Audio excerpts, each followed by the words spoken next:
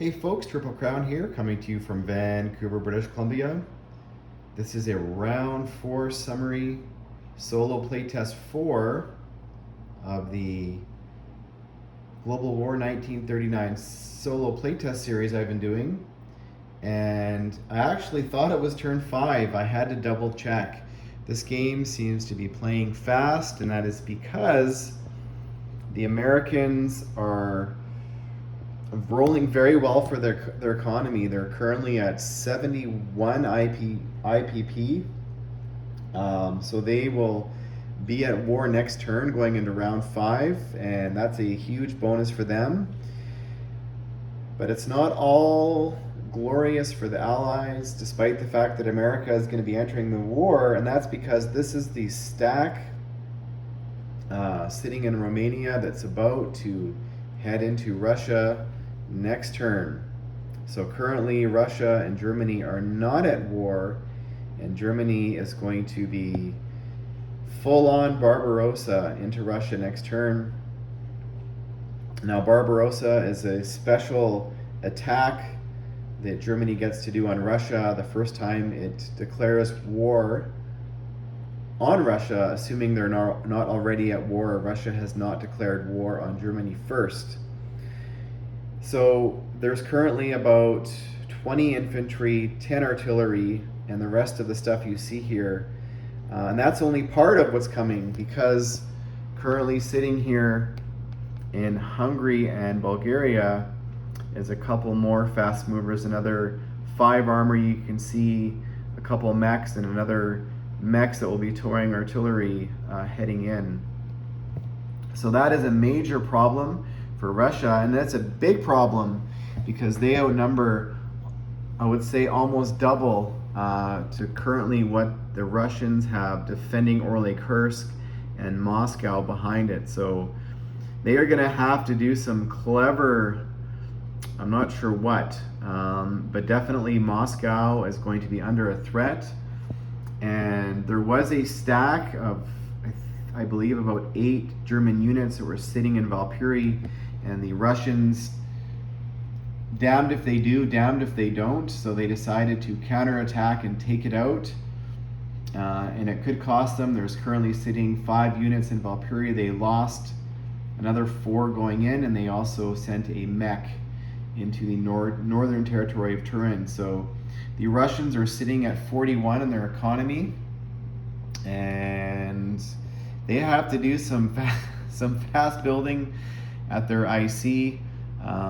So that is a problem. Currently, Germany on the Western Front, they are still building in Paris every turn, and they've got 2 infantry now sitting in both Normandy and Bordeaux with a coastal gun in Bordeaux and a Czech Hedgehog in each territory. So, and they've got a submarine U-boat pen sitting here now in Bordeaux, trying to project some submarine power into the Atlantic. However,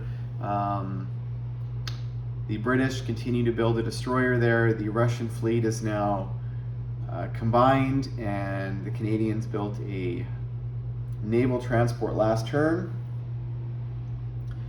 It's not all bad news for the Allies. They did take Tobruk fairly easily, so that is a huge bonus for the British, who now have 4 naval transports in the Med.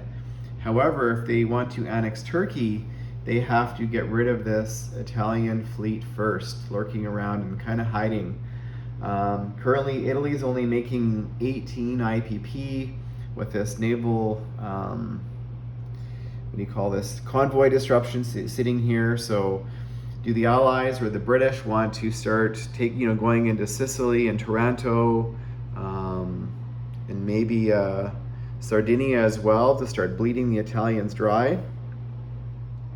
So what's going to happen there? Kind of an interesting battle.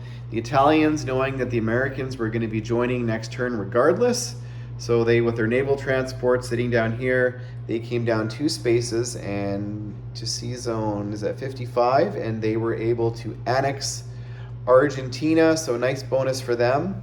Now that in this game automatically converts all of the northern territories in South America and automatically Brazil. They are now all converted immediately to US. So is it good or it's bad? I've never done it before, so I'm, this is a play test, so I'm seeing what happens.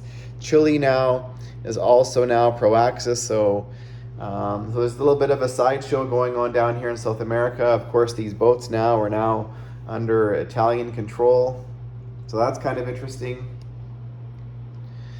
Over here in the Middle East, the British have a military base. They now have a double military or double IC happening here in North Africa, so they're going to be causing all kinds of problems here in the Med. The American fleet got out of the Pacific Ocean entirely. They are now sitting on east of the Panama Canal.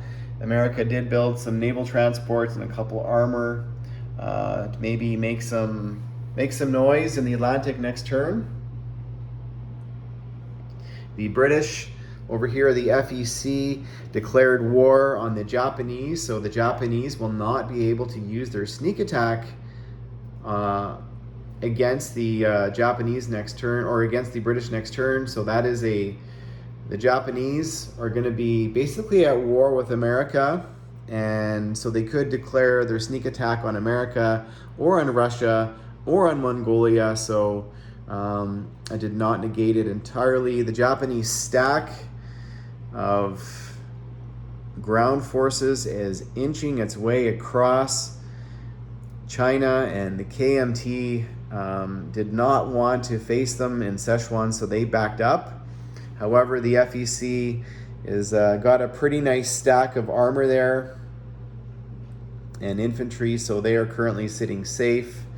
The Japanese have combined their fleet here in Siam. There's a couple naval transports there and destroyers getting ready to branch out next turn.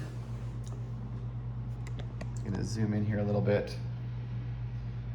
So the CCP is almost no more to be. They're only making 1 IP per turn, and the Japanese stack that's coming is going to probably take them out next turn. So that's going to be an interesting play there. I can see the Japanese heading into Russia now that they're going to be at war. The third contingent of the Japanese Navy is sitting here in the Carolines with 2 loaded transports. And the reason the Americans left the Pacific is because the Japanese force, which gets a sneak attack, was sitting there ready to pounce, and the Americans wanted none of that. So the Japanese, probably next turn, and Hilltop does this to me, is he chases the American fleet out, and then with all the submarines and fleet, he takes up all these convoy zones.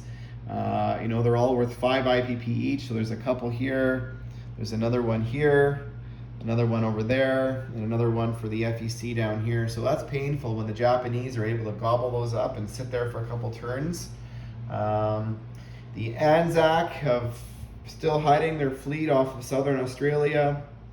The Canadians brought their destroyer, or their naval transport from South America and landed in New Zealand. And now currently the Commonwealth, and combined with the UK, have 9 naval transports on the board. Now this is a new NO that the British Empire, if they have a combined 8 naval transports on the map at one time at the end of their turn, the FEC's in on this, Australia's in on this, Canada's in on this, and also the UK.